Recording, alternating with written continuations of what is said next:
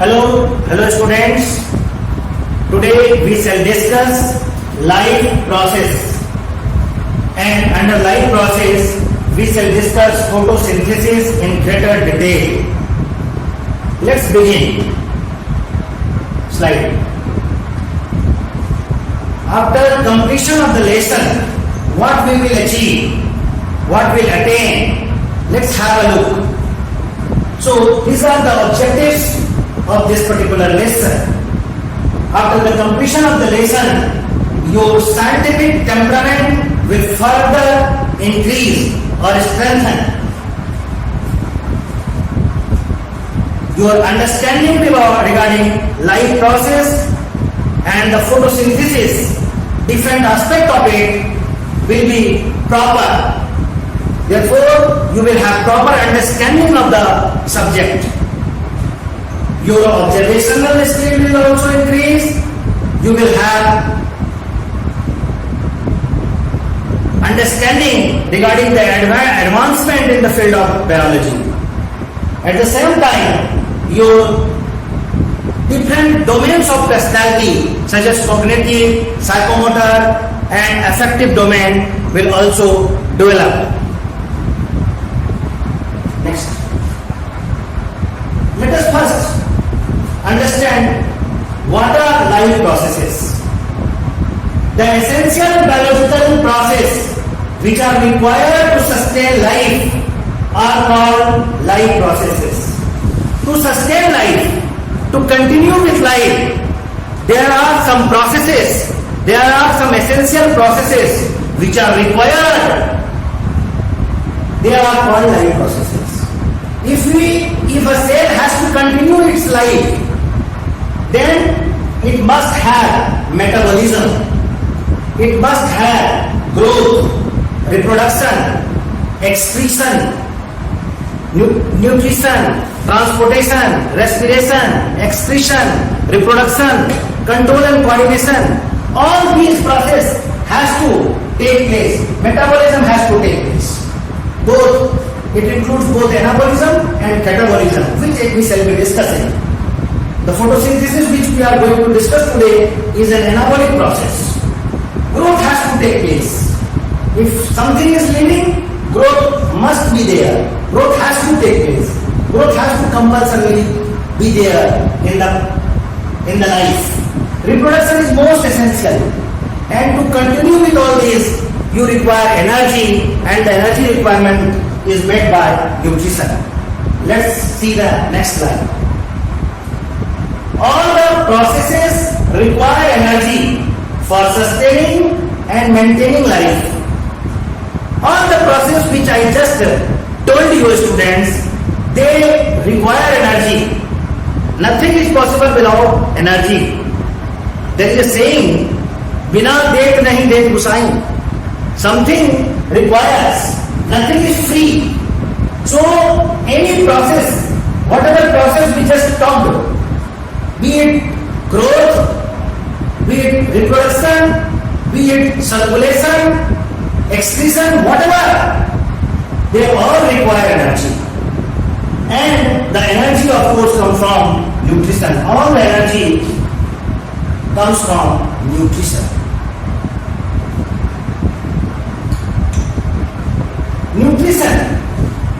Nutrition is basically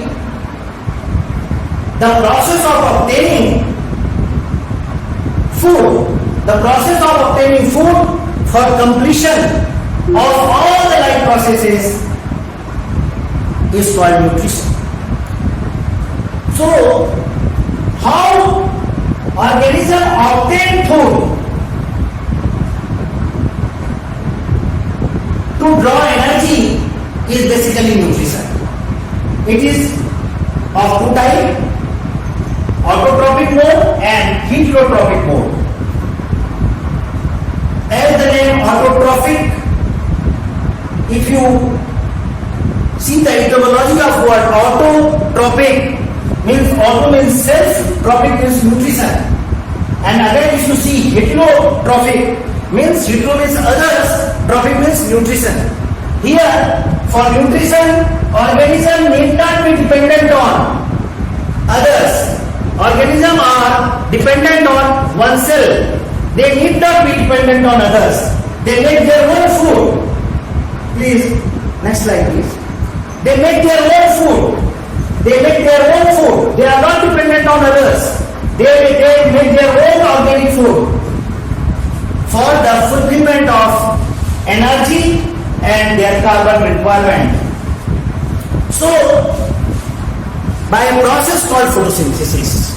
So, autotrophs perform photosynthesis, and as a result of this, their need of carbon and energy is fulfilled. The examples of autotrophs are green plants, green algae, some protists, and certain bacteria. They have certain pigments which help in the process of photosynthesis, and as a result of they are called autotrophs. Next slide please. I want you to please show the previous slide. In this slide, students, we can see the photosynthesis. Actually, green part of the plant, say for green leaves, actually photosynthesis takes place in the green part of the plant, as they contain photosynthetic pigment in abundance. There are different types of photosynthetic pigment which we shall try to understand. Next slide please. You see, this is modern equation of photosynthesis. In this equation, what we see, it is carbon dioxide 6CO2 plus 12H2O forms C6H12O6. 6 oxygen and 6 molecules of water. So, if you see this equation carefully, you find that green plants manufactures carbohydrate, glucose, in the presence of sunlight, with the help of chlorophyll, utilizing the raw material CO2 and water. They take CO2 from stomatal core, which is present in the leaf epidermis, and draw water by a process called ascent of sap. So, these two raw materials are used to manufacture glucose, carbohydrate. As byproduct, oxygen is also liberated, and there is a regeneration of water. Here, student, you can see in the reactant also water is there, and in product too water is there. So in the modern equation, we could have simply written over here 6H2O, and we could have ignored this. We could have deleted this. This could have been this equation can be written like this also. But why? Why it has been written as 6CO2 and 12H2O in the reactant side, and C6H12O6, 6O2 and 6H2O in the product side? It is simply to give you an idea that water is taken as reactant, and water is also regenerated during the process of photosynthesis. When does this regeneration of water take place? How will oxygen evolve? And when this carbohydrate is manufactured, we will try to understand. But we must know what is the actual site of photosynthesis. As we saw in the previous slide, I explain to you that photosynthesis takes place in the green portion of the plant, such as green leaves. If you cut a section of leaf, fine section of leaf, and put it under microscope, observe it under microscope, then you will find different set of anatomical structure in the section of the leaf. Here, just below epidermis, you will find specialized tissue. They are called palisade tissue. Or mesophyll tissue. They contain numerous chloroplasts. These are chloroplasts. You can see these are chloroplasts. So you can see that numerous chloroplasts are found in this particular cell. It does not mean, I am not saying that chloroplast is not found in other cells of the leaf. Chloroplasts are found on other cells of the leaf also, but here the number chloroplast is found in abundance. Chloroplast is also found on the bud cell. You can see here, these are the chloroplasts. So I wanted to show you the exact location of photosynthesis. Photosynthesis takes place in chloroplast. At cellular machinery level, if we talk, then the photosynthesis is completed at chloroplast. So please bring next slide. If we see the ultrastructural detail of chloroplast, we find that chloroplast is a double membrane bound structure.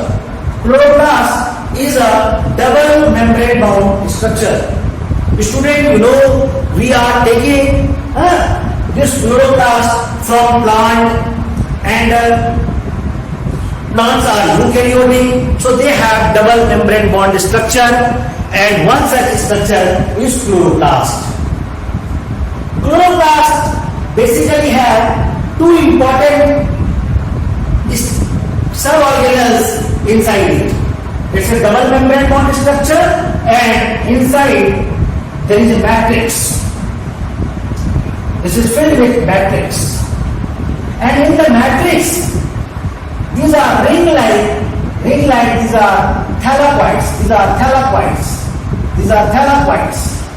They are stacked over each other to form granum, and the plural of grana is called grana. So these thylakoids are stacked over each other, so they form grana or granum, and some thylakoids are extended to join another thylakoid. This structure is known as fruit. So basically we see that in chloroplast there is a matrix called stroma, and in the matrix grana is formed. Grana actually contains many photosynthetic pigments. Chlorophyll is one such pigment. We often say chlorophyll. In the equation also, if you see, please bring that equation. In this equation you see, I have written over here chlorophyll. Chlorophyll is the main pigment. It is not the only photosynthetic pigment which is responsible for photosynthesis, but it is rather, this is the main principal pigment. In higher class, I shall teach you water pigment system, how many types of pigments are there. There are different types of pigments, pigment system 2, pigment system 1, which I shall explain to you in higher class. Now come to the slide which we were discussing. So here grana contains photosynthetic pigment, chlorophyll A, B, and other pigments are there. These photosynthetic pigments are capable of capturing sunlight. These pigments are capable of capturing sunlight. So they can capture sunlight and light reaction take place at granular level. Students, please see. Students, please see how this process take place. Please show the next slide. Just a minute. Please see what I just told you, students. If we divide the process of photosynthesis, we can divide the process of photosynthesis at granular level and at stroma level. Whatever process is completed at granular level is known as light reaction, and the process which gets completed at stroma level is known as dark reaction. Normally what happens? Anything which, students please see, this is a mobile I have in my hand. If I place this mobile under sun, what will happen? After some time it will become hot or warm. And if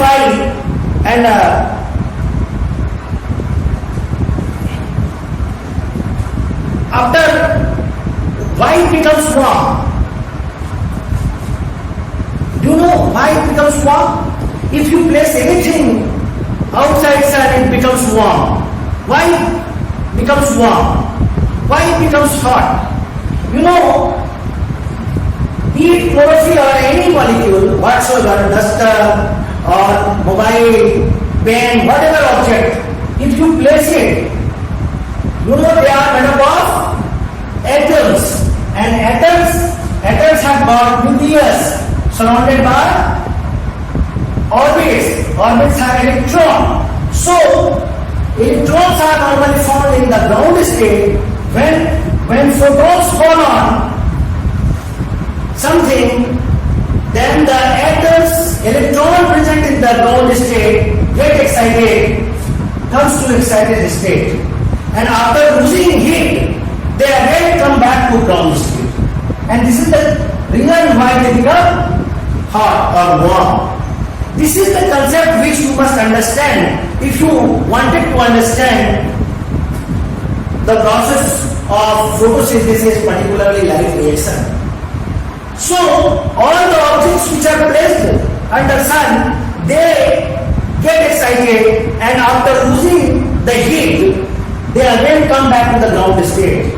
Here at chlorophyll level, at granular level, photosynthetic pigment also get excited. Their electrons also come to the excited state, but they do not lose energy and come to the ground state. Rather, the electrons move through electron transport chain. Electron transport chain to give rise to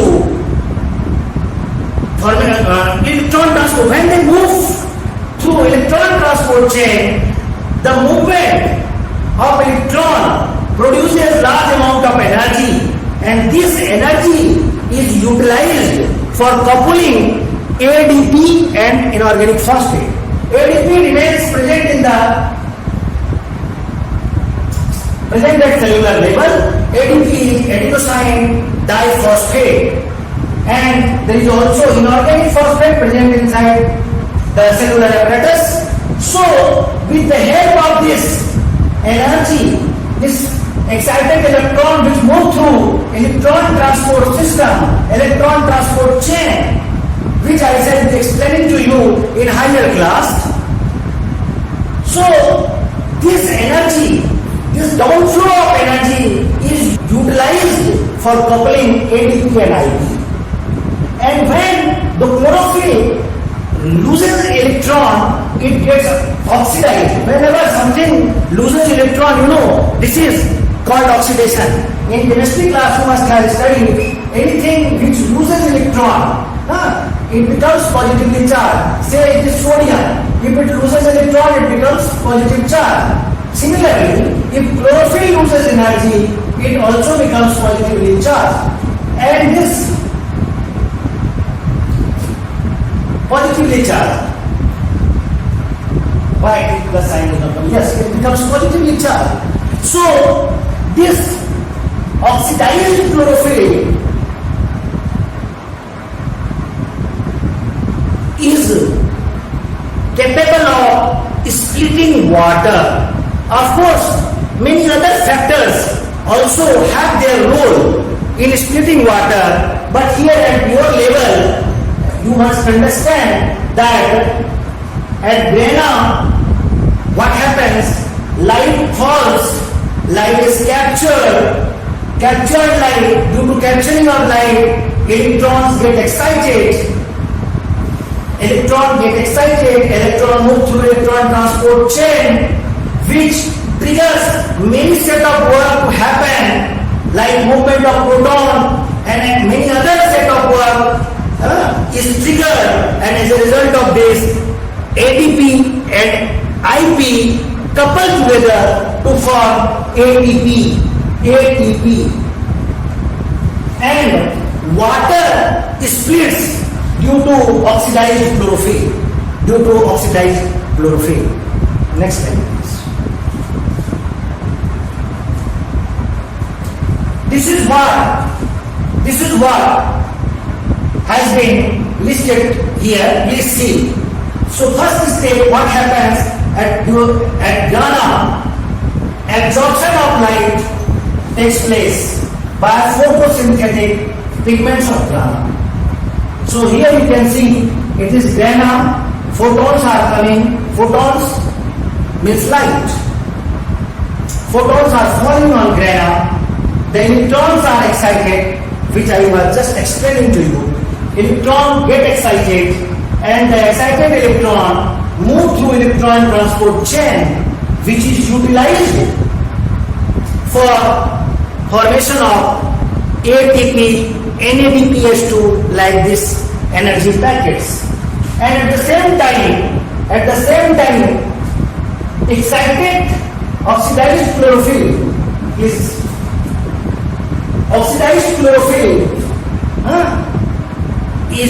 responsible for splitting water, called photolysis. So here the first step is absorption of light by Grena, then excitement of chlorophyll molecule. Anything which is placed under sun gets excited. So plants are under sun, so chlorophyll molecules also get excited. But here the electrons move through a special system called electron transport chain or electron transport system. As a result of this, photolysis takes place. Why photolysis takes place? Why does photolysis take place? I just told you,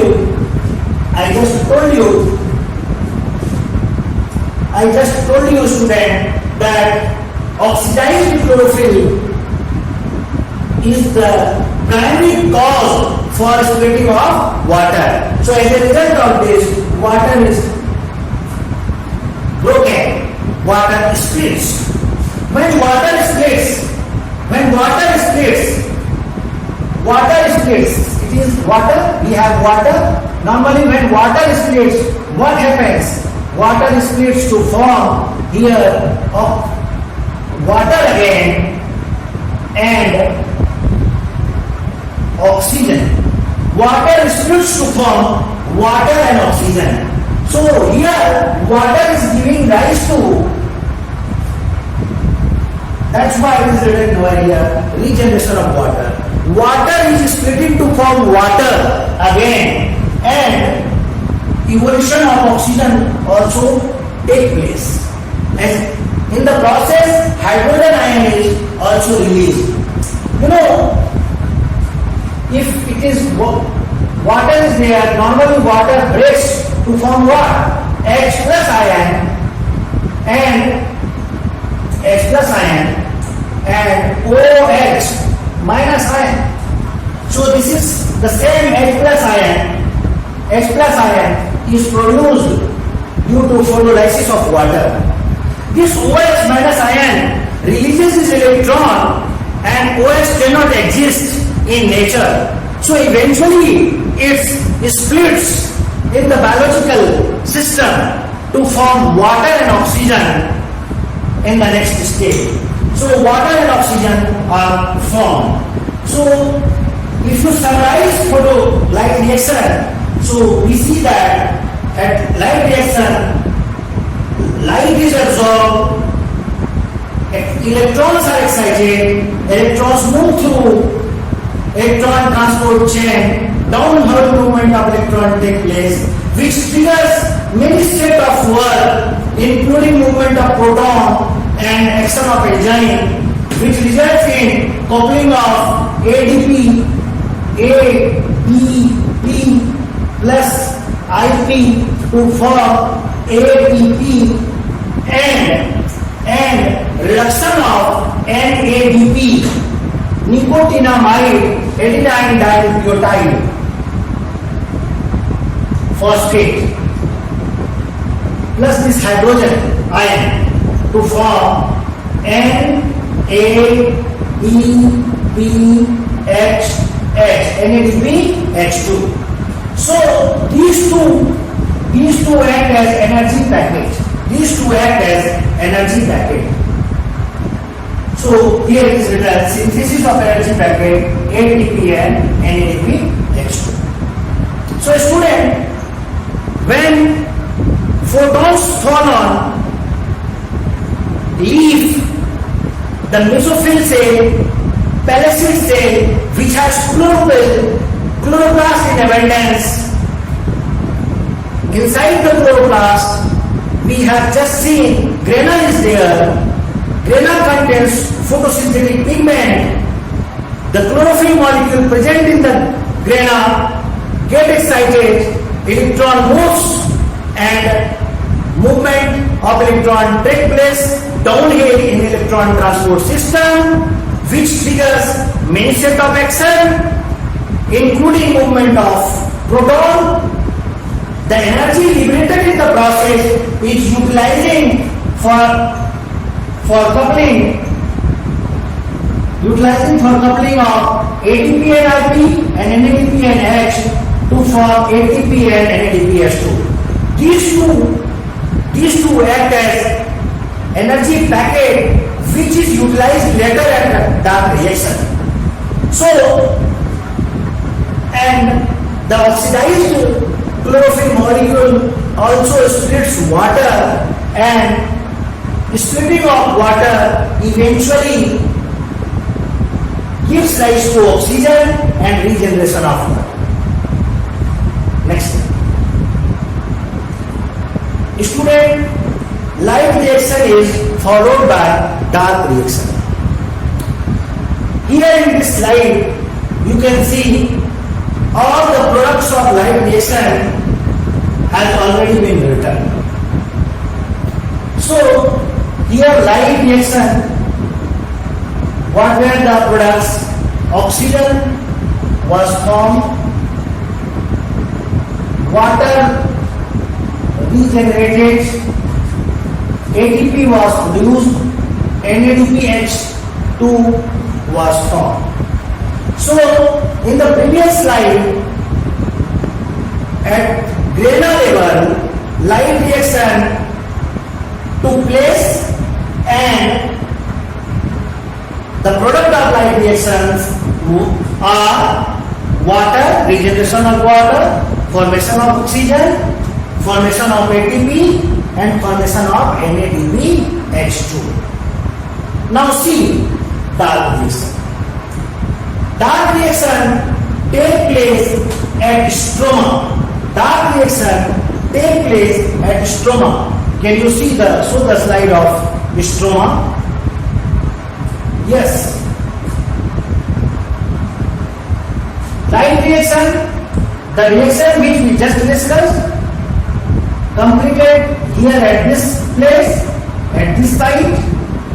Now, dark reaction will be accomplished at stroma. Please come to the slide where we were.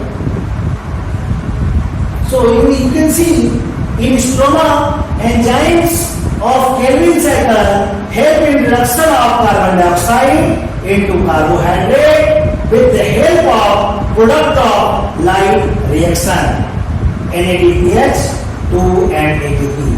Students, we have already studied the ultrastructural detail of chloroplast. The stroma of the chloroplast contains enzymes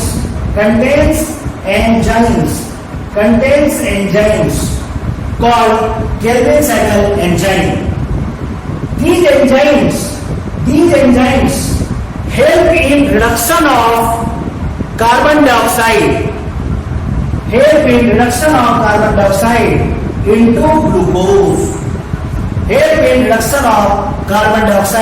into glucose. So you know what is reduction? When hydrogen combines with carbon dioxide, it is called reduction. So if oxygen comes out, this is also known as reduction. When hydrogen combines, this is also reduction. When electron is received, this is again reduction. So here CO2 is reduced to form sugar. And how this reduction take place? We have already produced NADPH2 at light reaction. So this H will be used to reduce CO2, and the necessary energy will be provided by these two, ATP and NADPH, and the process will be facilitated by enzymes. There are many enzymes, and a chain of reaction takes place rather to convert CO2 into sugar, that is C6H12O6. So here CO2 is reduced to form C6H12O6. Students, now please display here the modern equation of photosynthesis once again. Yes, students, I want to bring you back to this equation after completion of mechanism of photosynthesis. We discussed photosynthesis in two phases of photosynthesis rather. One phase was light reaction and another phase was dark reaction. Here, now you can see at reactant we have taken carbon dioxide and water, and at product we have with us carbohydrate, oxygen and water. Now you can understand this oxygen and water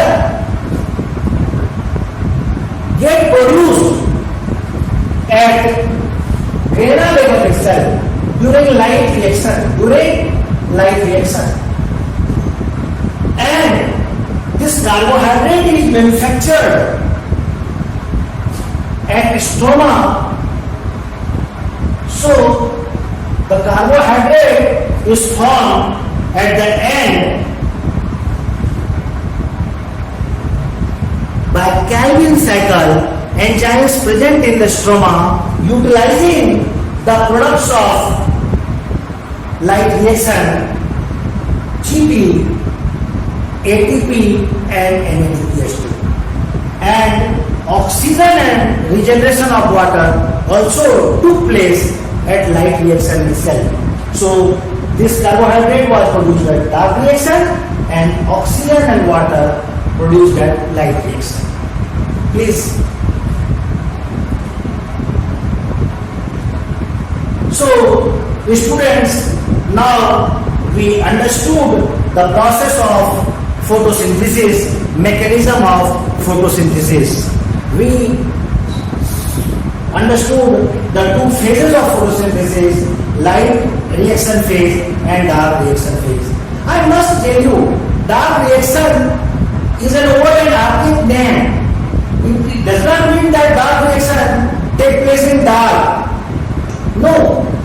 reaction simply means that it is light independent reaction. Dark reaction can also take place during daytime. It simply means that it is light independent. It has nothing to do with light directly. It only utilizes the products of the light reaction, that is ATP and NADPH2. So it is light independent. Directly speaking, it is not directly related to directly dependent on light. It is rather dependent on the product of the light reaction. Next slide, please. Now that, students, we have understood the mechanism of photosynthesis, we shall try to understand what are the factors which affect photosynthesis. Here, there are 4 factors I have listed. There are other factors also, but these are the main 4 factors which really affect photosynthesis, process of photosynthesis. As you can see, carbon dioxide and water. Carbon dioxide and water are the raw materials plants using to manufacture carbohydrate. Therefore, they have to be factor. They have to be there for formation of carbohydrate. Without them, formation of carbohydrate is not possible because they are the raw material. With the help of these two only, photosynthesis is produced, photosynthesis is completed, that is carbohydrate is produced. Now, this get produced by utilizing energy, light energy, which is the ultimate source of energy, and this light energy is captured by chlorophyll. Chlorophyll is a photosynthetic pigment which is capable of capturing sunlight. Therefore, these have to be factors. Without these, photosynthesis cannot achieve. Photosynthesis cannot be achieved. Photosynthesis cannot be completed. Let us discuss how these factors are important. There are some experimental evidence which show that these factors are essential factors for completion of the process. Let us understand the experimental evidence of these factors. Please, students, please see. First factor, light is necessary for photosynthesis. We know light is the ultimate source of energy, and we just understood how light is responsible for completion of photosynthesis. How light energy is converted by photosynthetic pigment to reduce carbon dioxide. In greater detail we have discussed. Now, this activity which I am going to explain gives us evidence which proves that light is necessary for photosynthesis. For this, we take a potted plant. We keep this potted plant in dark room for 2 to 3 days so that the starch already present in the leaf get consumed. Now, after keeping it in dark room, we take it again in under sun. We bring this pot under sun. We allow it to, we keep it under sun, and what we do that we cover a portion of leaf. We cover a portion of leaf with some opaque material. Say aluminium foil, any opaque material. You can use glass, color the glass with black color, and you can just cover it. So we cover a section of leaf, a portion of leaf, a segment of leaf with opaque material. Now, alloy to perform photosynthesis. As it is left under sun, the photosynthesis gets completed naturally. We plug this leaf and boil it with alcohol. After this, why we boil it in alcohol? Because leaves have chlorophyll molecule and chlorophylls are green in color. We wanted to degenerate the chlorophyll molecule after photosynthesis is over, so that during experimentation there is no problem.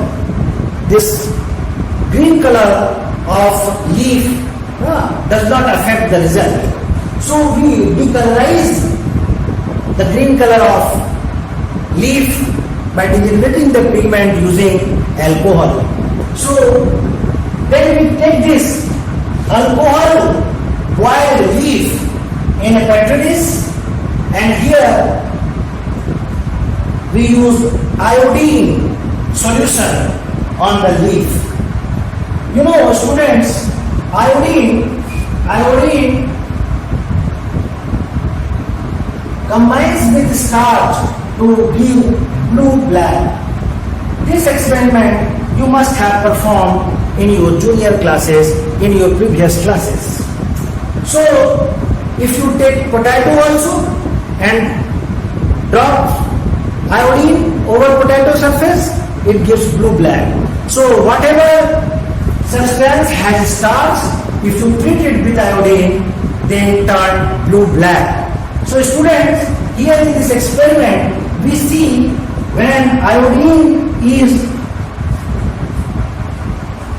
when this leaf is, while it is treated with iodine, we see the area which was covered with opaque material does not turn blue-black, whereas the area which were exposed to sun, the areas which were exposed to sun turn blue-black. It means the area which were exposed to sun turn blue-black, means photosynthesis could take place there, and as a result of this, carbohydrate formed and thereafter starch formation took place. But the area which was covered with opaque material, light did not fall and no photosynthesis was possible, and that's why no blue-black color is visible here. So this activity gives us ample proof that light is essential for photosynthesis. Next slide. Students, CO2 again is very essential as it is raw material of photosynthesis. This is a very famous activity, very famous experiment called bell jar experiment. Here in this experiment, we take two potted plants. We keep again these two potted plants in dark room for say 2 to 3 days, so that the starch present in the leaf get consumed. Now we take out the potted plant under sun and cover it with bell jar, airtight bell jar. What we do here, that out of these two, let's say for example this is setup A and this is setup B. In setup A, we keep just near to pot a plate of potassium hydroxide, and in the setup B, we do not keep potassium hydroxide. After the passage of time, we conduct the same process. Students, you should know that potassium hydroxide, ammonium hydroxide and sodium hydroxide, these are hygroscopic in nature and they absorb carbon dioxide. So here in this setup, what is done that potassium hydroxide absorbs carbon dioxide present in the bell jar. Whatever carbon dioxide is available in the bell jar is absorbed by this potassium hydroxide. However, in this setup, there is no potassium hydroxide, no ammonium hydroxide, no sodium hydroxide. Therefore, CO2 is not absorbed. CO2 is filled in this bell jar. So it is not absorbed by potassium hydroxide. So now you can imagine what would have happened.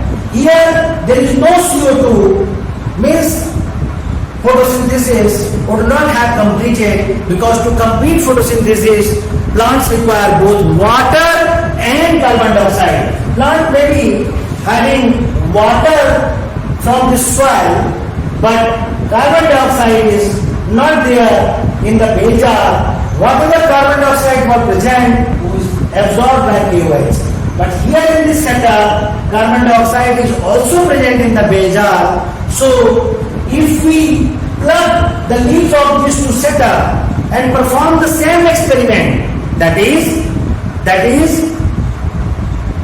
boil it in chlorophyll, boil it in alcohol, and then treat it with iodine. What we observe that setup A leaf of setup A and leaf of setup B, leaf of setup B, leaf of setup A and leaf of setup B. So if we treat both the setup A and B with iodine, this A will not give blue-black color, because here carbon dioxide is not there or if present in traces. So, but in this setup, as carbon dioxide is present in abundance, so with the treatment of iodine, it will be blue-black color. This confirms that CO2 is required. CO2 is very much required, is highly essential for the process of photosynthesis. Next. Students, we saw the importance of light. We understood the importance of CO2. Now, the light, as we have already discussed and understood, that it is the chlorophyll molecule which is capable of capturing light energy. So, chlorophyll is highly important and essential for photosynthesis to take place. So chlorophyll is necessary for photosynthesis. Here in this activity, what we take a variegated leaf. Variegated leaves are those leaves which have some green area, These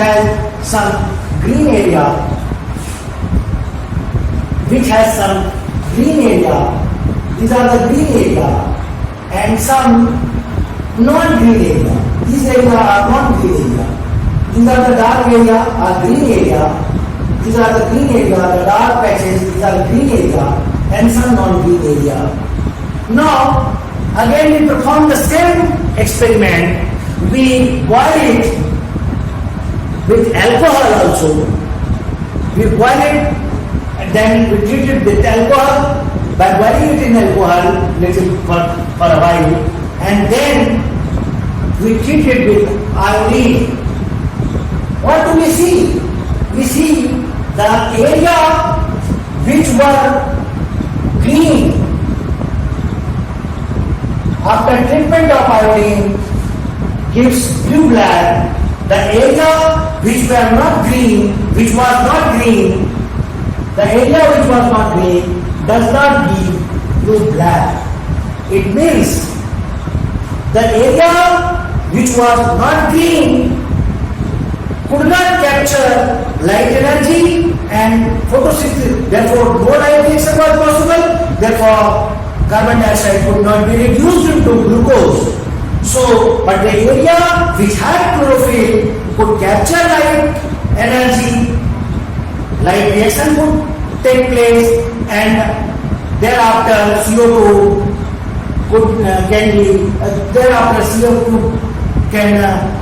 could be reduced to form glucose.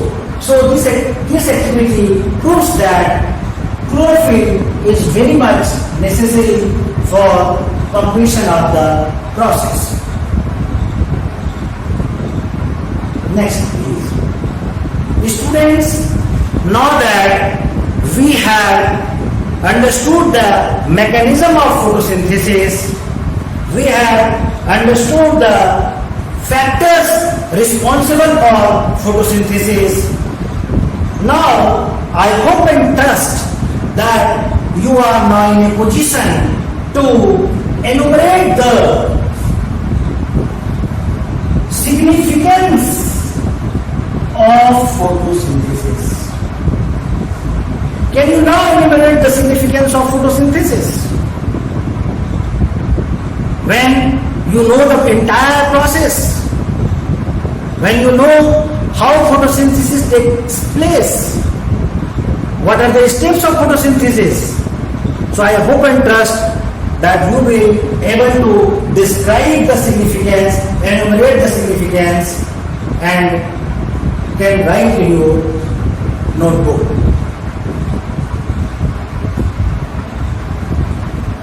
Thank you, student. I hope that you must have enjoyed this lesson. You must have learned the mechanism of photosynthesis and whatever have been discussed. And I also hope and trust that you will complete the task given by me. Thank you very much.